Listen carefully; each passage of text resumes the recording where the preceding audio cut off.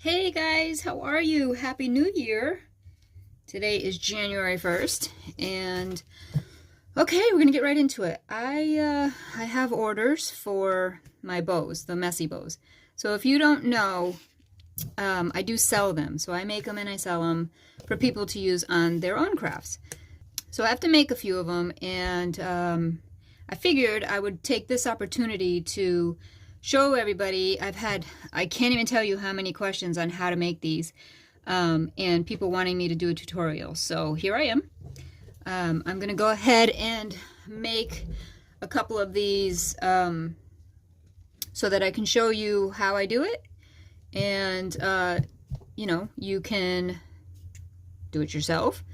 But again, if it's not your thing but you want the bows for your own crafts, head on over to my Etsy shop at Country View Homestead and you can order them. All right, so first thing I'm going to do is I have all the pieces cut. These are the colors of the orders that I have.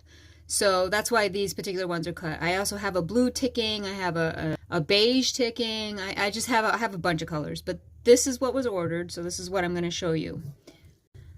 All right. So these are all the colors again that I'm working with, and so I'll tell you what it all is. This right here is drop cloth. This is what I got at Walmart. It comes in different sizes. I was doing a project in my RV and I had a whole lot of this left, so I was like, well, I'm gonna use it.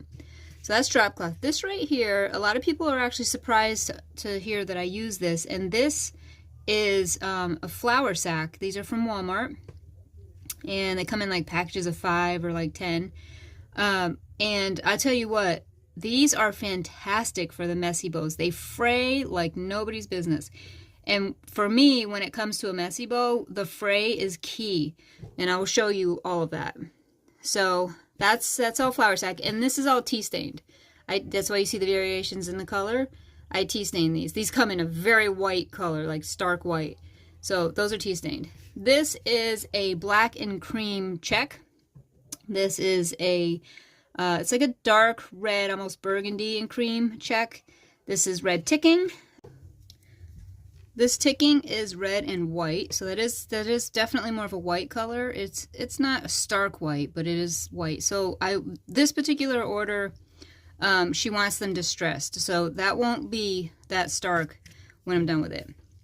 This is actually, I don't even know what kind of fabric this is. This was given to me, and this is a gray and white. This stuff rips great, and this is cheesecloth. So again, for the perfect messy bow for me, these are essential. I tea stained this. Again, this comes in white, and I just went ahead and tea stained it.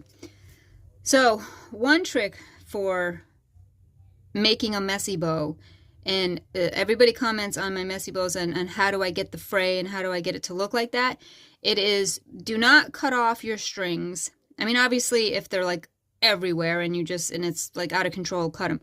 But I don't. See all the fray? You can see all these strings in here. You can see strings in here, all of this, even the strings on here. I use that. So if you're pulling, sometimes I will use my weeding tool, which is this, for the Cricut. And I will use this if on bigger pieces. These are a little small, but on bigger pieces, if they don't have enough fray, you can use this and you can go in and you can pull it. See how you can pull the fray out or pull the strings out so it frays more? That's what this thing is great for. I don't need to do that on here because these are such small pieces. But on the big bow, like on the grater with the rolling pin on the front, that's what I did with that big bow. Okay, so now we're going to start assembling this bow. So I usually start with the drop cloth, and hopefully you guys can see this okay on here. I use this because my mat underneath is it's got paint on it because I just finished another project, so I was trying to make it look cleaner so you can see it better. So I will go with, she wants, let's see, we got to do a black one, a check one. Each one of these colors is one different bow. So what I'm doing is kind of just going ahead and putting them in. So this particular bow will be only the black and cream check, and you just layer. So, and this is the cheesecloth, which I'll kind of pull sometimes. Even if it falls apart, it's okay, you can still use it. Now, my particular way of doing this is an X. It's the easiest way for me. I think it gives me the best results, and I really, really like it. Sometimes you can do one in the middle and then an X over that. I've done that. It's just I prefer this. So basically we're just layering all these colors, and well, you're layering, you know, your creams, your tans with whichever color bow you're doing. And I have bows that I mix the colors. It just depends on the project I'm working on. So I'm just going to keep on going here. 5.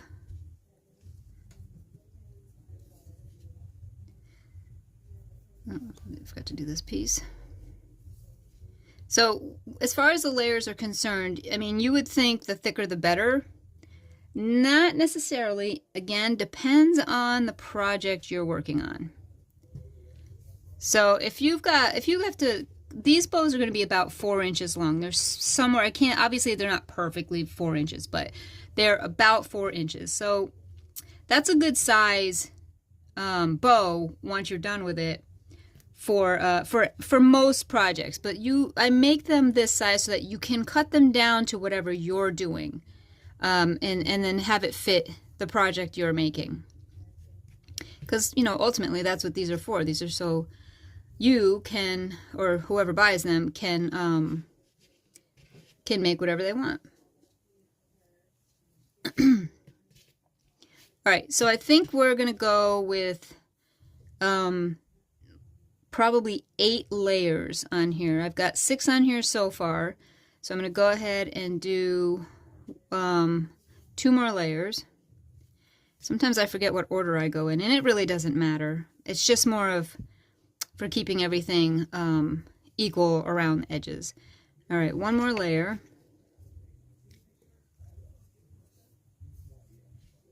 And here, and then, again, forgot this piece. And then the cheesecloth. So I can't even tell you how many questions about these bows. And the fraying, I'm telling you, is the key to getting the look that I get with my bows. Somebody asked me if I took a class. I've never taken a class. This is just trial and error and just how I make them. Thankfully, I just like, you know, messy stuff. All right, so I've got 8 layers on here. So I'm going to go ahead and tie this. Again, you see I did not take out all these strings. I will trim it around the edges, and that's just for uniformity. That's not because of the strings. So just tie this in a knot tight and shake it out, and there you go. Now you can see all the strings hanging out, and you've got the cheesecloth, you've got black strings, cream strings, all that stuff. That all to me adds to it. So all I'm going to do with this is trim it, and then I'm going to add the button. All of my bows come with a button in the middle, unless you don't want a button, and you can just specify that to me and I won't put one on there. But they are glued on, so if you don't want one, you should let me know. And this is just, again, uniformity, making this look as uniform as possible in a circle so that the diameter of this looks nice.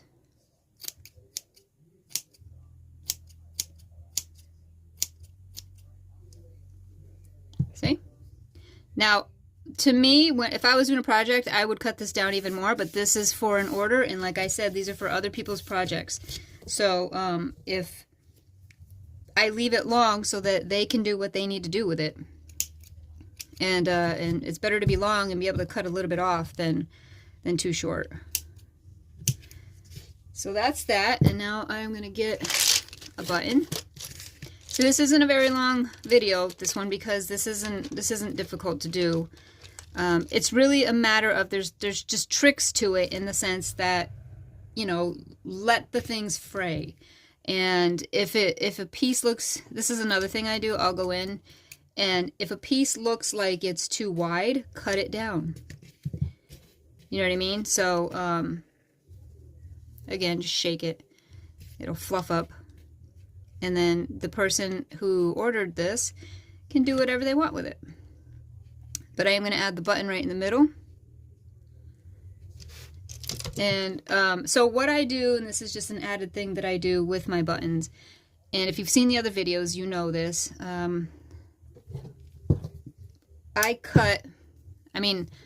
I add twine, and no, this is not the easiest thing in the world to do, to my buttons. I'm going to see it, put a little bit of glue on that if I can. Try to make it easier to put through. I add twine to my buttons because I think it makes them look more finished. And then when I'm done with this, I will distress the whole thing. And then all I do is I crisscross it, just like you would sew a button on. And then I will distress the whole thing. I'll glue the back, glue it all down in the back. You won't even see it because it'll be on the bow. And then, see, got a little crisscross here. And then I will distress the whole thing. So with this part, you need these finger protectors. You need one underneath that's holding it, and then the other one on this side so that you can push these down. And you just put a little dab of glue, push down the little tails, and they'll stay. And then this part is going to be glued down, so you'll never even know. See? And it just gives it such a finished look. I absolutely love it. Alright, so they do want this distress, so how I do that is my ink pads. And if you guys have been watching me, you know that these things are like life to me. I love these things. So I use my brown one. And what I do is I take this bow, rough it up here, just shake it up, and take this and literally just dab it everywhere. This is going to take any newness out of the bow, any newness off the fabric, because like I said, there's some in here that, like the drop cloth, for instance, that is new. It doesn't have any variations in color in it, but doing this gives it that. And then of course you have the tea stained other stuff, like the flour sack and all of that. All right, and there you go. That is distressed for that, and then I'm going to do the button. Okay, so for this button, I dabbed it a little bit on here, which you can do. Just kind of roll it. I don't want it all one color, I just want it distressed. So what I'll do is I'll take, this is a stencil brush, a little stiff one, a little a small one, and I kind of go into the ink pad, and it just gives me enough on there where I can get into these crevices, but not put a full coverage like if it was a paint. And then you can just kind of go around and, you know, do your thing. You guys know how to distress. So, and there you go. That's one of them. So that, ultimately, for this type of bow, that's how I make them. I do have other types of bows that I make, but this is the one that I get the majority of the questions on. So let me glue this button on and show you guys.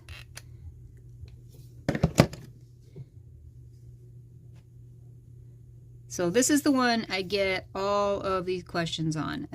I did not realize it was going to become such a hit.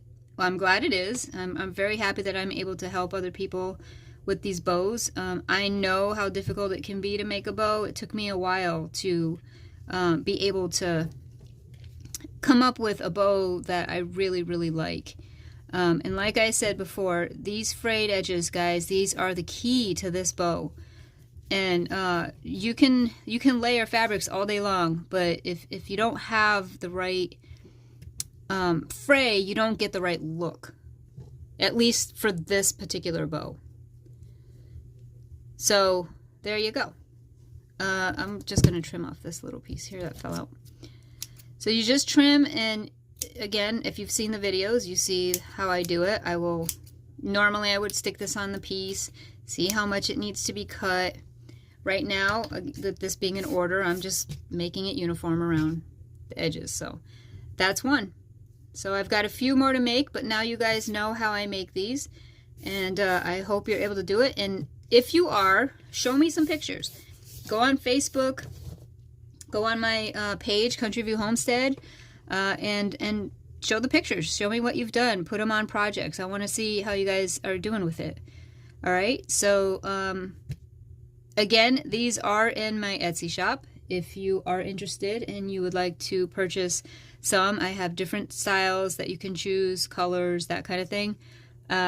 Just go ahead and go to Country View Homestead on Etsy.